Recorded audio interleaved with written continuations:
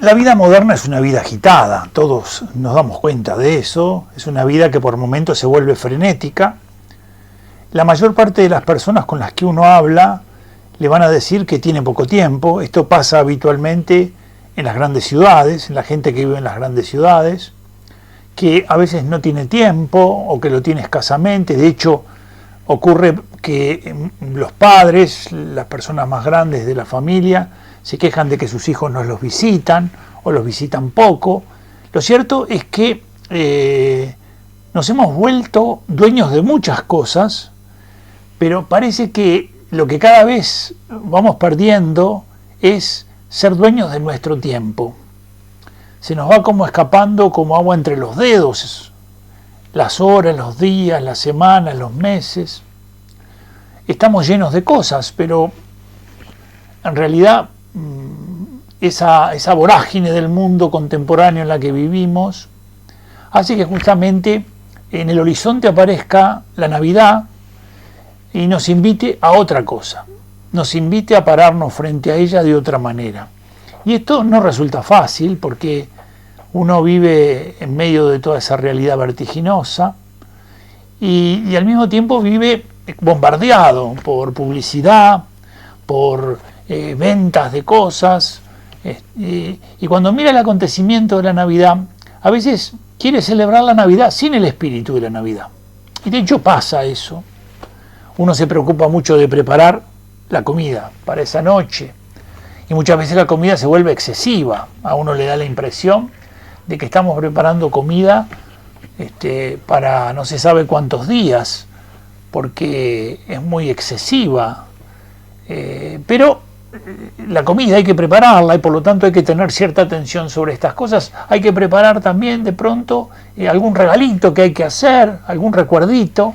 En medio de todo esto se mezcla Papá Noel, que aunque la Iglesia y muchos miembros de la Iglesia defiendan que tiene su origen en una tradición cristiana de un obispo que salía a repartir regalos a los niños pobres, en este momento ese no existe. El que existe es este comercial que reduce o peor, concentra lo más importante de la Navidad en un regalo material.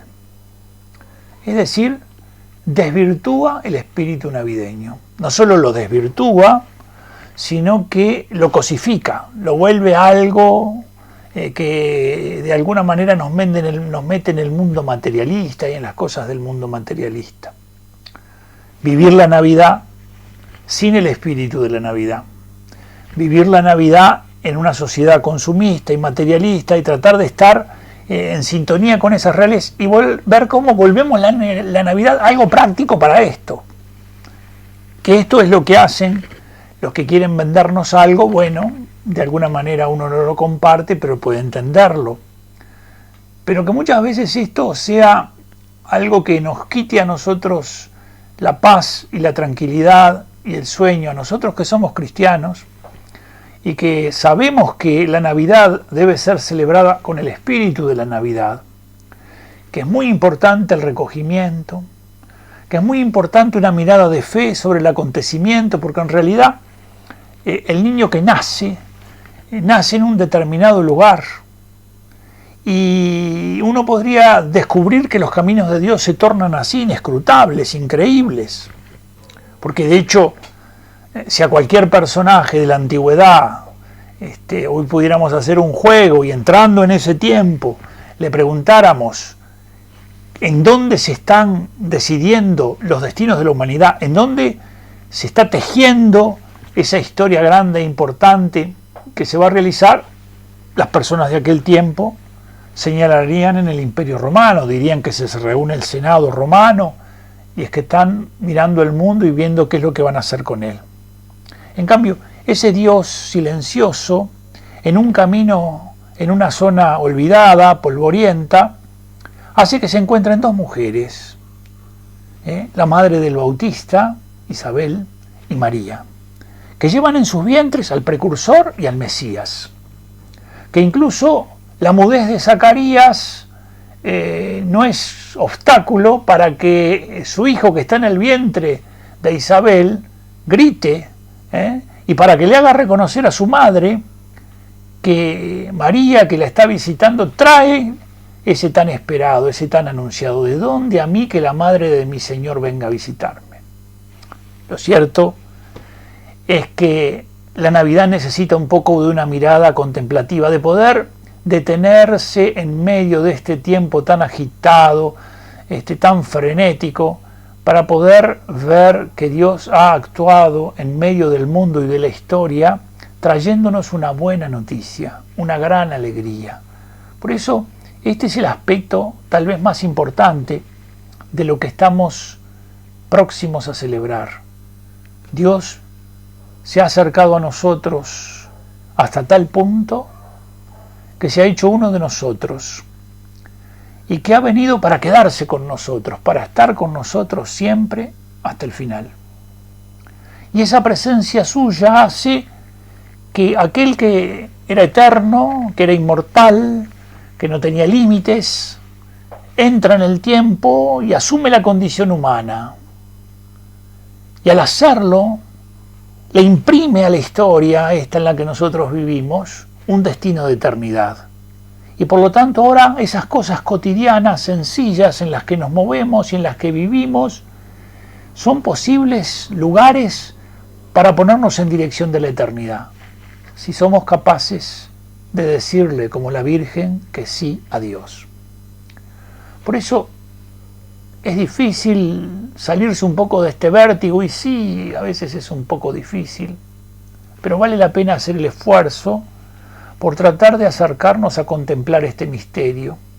Dicen que aquellos pastores que velaban por turnos el rebaño, aguardando, de verdad, tratando de cuidar a sus ovejas, de que no les ocurriera nada, recibieron el anuncio del cielo, ¿verdad?, de que algo maravilloso había ocurrido, algo que pasaba desapercibido, que se salía de las grandes marquesinas y de las grandes luminarias, y que se pusieron en camino en dirección de ese lugar que le anunciaban. Por eso podemos preparar una linda cena, sin olvidar que es la Navidad. Él, siendo rico, se hizo pobre. Podemos preparar un regalito para algunos de los más chiquitos, sobre todo, y ponerlos en el pesebre.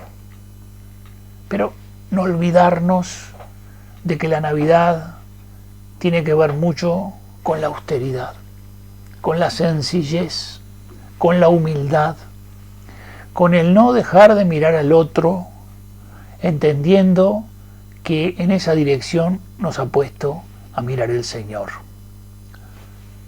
Tal vez te sirvan unas palabras para meditar.